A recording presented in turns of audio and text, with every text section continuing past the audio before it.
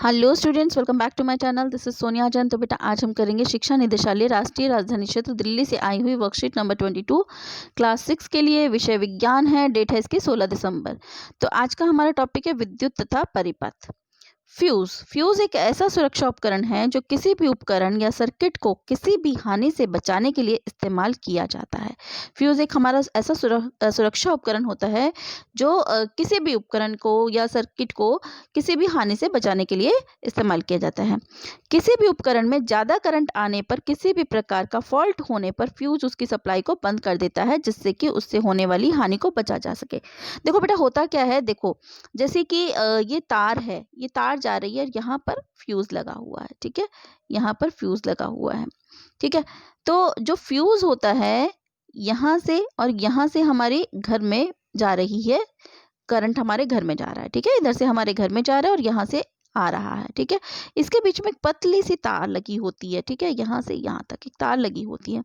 तो जब बहुत ज़्यादा करंट आता है तो क्या होता है, ये पतली सी तार ना जल जाती है। जलने के कारण ये टूट जाती है। जब टूट जाएगी तो क्या होगा, ये आगे करंट पास नहीं करेगी। तो जब आगे करंट पास नहीं करेगी तो क्या होता है, जब तो ये यहीं पर टूट जाएगी और आगे करंट पास नहीं होता। जिससे क्या होता है, हमारे उपकरण जो होते हैं घर में रखे हुए, जैसे फ्रिज हो गया, टीवी हो गया, एसी वगैरह हो गया, ये बच जाते हैं। क्यों? देखो अगर बहुत ज़्यादा करंट आएगा तो बहुत ज़्यादा करंट से एकदम वोल्टेज बहुत ज़्यादा, कहते हैं ना बहुत ज़्यादा वोल्टेज आ गई है, तो उससे हमारा जो इंस्ट्रूमेंट है, हमारे जो उपकरण है वो खराब हो सकते हैं। ठीक है, और भी कई नुकसान हो सकते हैं। तो ये सप्लाई इसको यहीं रोक देता है, क्योंकि बहुत पतली तार तार होती है इसके अंदर, जो जल जाती है ज़्यादा करंट आने के कारण, और जल जाने के कारण ये टूट जाती है, तो जिससे आगे करंट पास नहीं होता। ठीक है, तो फ्यूज इसका ये हमारा एक सुरक्षा उपकरण के तौर पे काम करता है। इसके बाद यहाँ है, एक फ्यूज बल्ब का मतलब है बल्ब के तंतु का खंडित होना। अब फ्यूज बल्ब का मतलब क्या है कि जो बल्ब का तंतु है वो खंडित हो गया। जैसे कि अगर आप देखो इन बल्ब में ये जो तंतु है ये क्या होता है, ये होता है तंतु। ठीक है, तो ये देखो ये पूरा आपस में जुड़ा हुआ है, जबकि ये यहाँ पर टूटा हुआ है। ठीक है ना, तो क्या होता है, जैसे यहाँ से करंट जा रहा है। ठीक है, बल्ब कैसे चलता है, यहाँ से, मैं एक बार यहाँ बना देती हूँ दोबारा। करंट यहाँ से आ रहा है, ठीक है, और यहाँ से होता हुआ फिर यहाँ तक ऐसे, तब क्या होता है कि ये बल्ब जलने लग जाता है। ठीक है, तो इस वजह से अगर ये बल्ब का तंतु टूट जाता है, ठीक है, टूट जाएगा तो क्या होगा, करंट आगे पास ही नहीं होगा।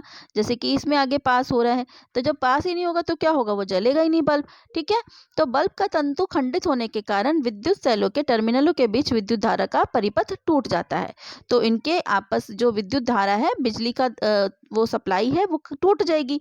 इसलिए फ्यूज बल्ब के तंतु से विद्युत धारा प्रवाहित ना होने के कारण यह दीप्तिमान नहीं होता। इसी वजह से जब ये बल्ब तंतु टूट जाता है, ठीक है, बल्ब का तंतु टूट जाता है, तो ये फ्यूज बल्ब माना जाता है और ये जलता नहीं है। ठीक है, आगे है, पहचान करें। यहाँ पर प्रश्न दिया है कि पहचान करें कि उपरोक्त बल्बों में से कौन सा बल्ब फ्यूज है और क्यों। देखो अब यहाँ पर हमें ये पता ही है, आपको क्या करना है, यहाँ पर इसकी भी पिक्चर ड्रॉ कर लेनी है, इसकी भी ड्रॉ कर लेनी है। ठीक है, तो आपको लिखना है, इसको नाम दे देना ए, इसको नाम दे देना बी। ठीक है, तो कौन सा बल्ब वो है आपका फ्यूज है, ए बल्ब फ्यूज है, तो आप लिखेंगे ए बल्ब फ्यूज है। ठीक है, ए बल्ब फ्यूज है। क्यों फ्यूज है, क्योंकि बल्ब का तंतु खंडित हो गया है। ठीक है, बल्ब का तंतु खंडित हो गया है, ये लिखा ना बल्ब का तंतु, तो बल्ब का तंतु खंडित होने के कारण ए बल्ब फ्यूज है। ठीक है, आगे देखते हैं। आगे यहाँ है, हवा विद्युत रोधक है। हवा जो है वो विद्युत रोधक है। ठीक है, अगर हवा विद्युत चालक होती तो बिना तार के बल्ब तक बिजली पहुंच जाती और बल्ब बिना तार के दीप्तिमान हो जाता। मतलब हवा, ये तो है अच्छी बात कि विद्युत रोधक है।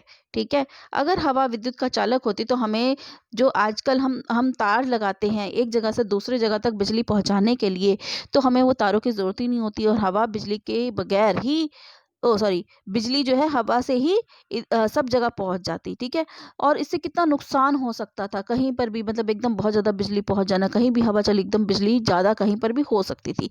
ठीक है, तो मान लीजिए अभी तो ये तारों से ऐसे करके ऐसे जा रही है। ठीक है ना, हमें इस जगह से इस जगह तक बिजली पहुंचानी है, तो यहाँ हम तारों से ले जा रहे हैं।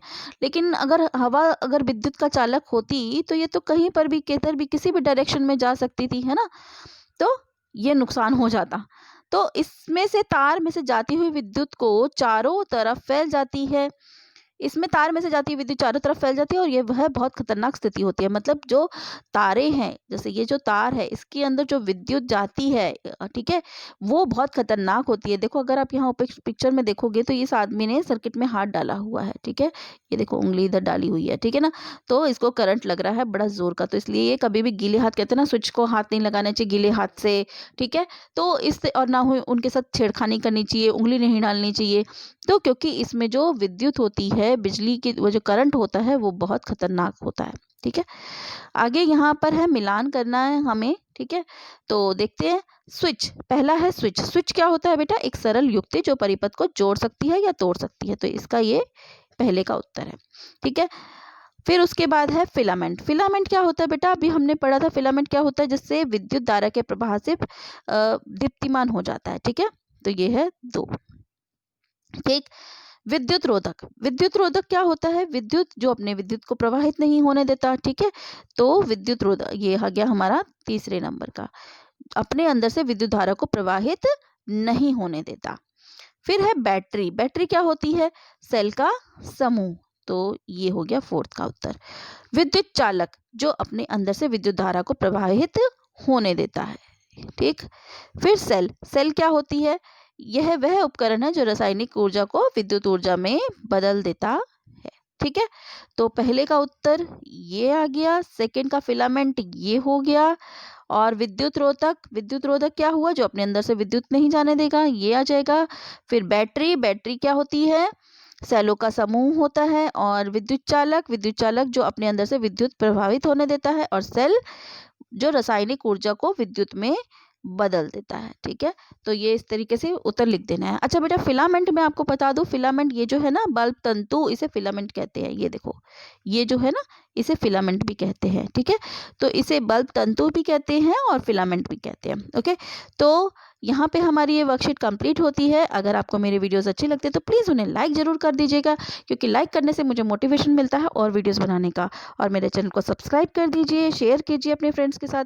सो stay tuned for more videos. Till then, bye bye.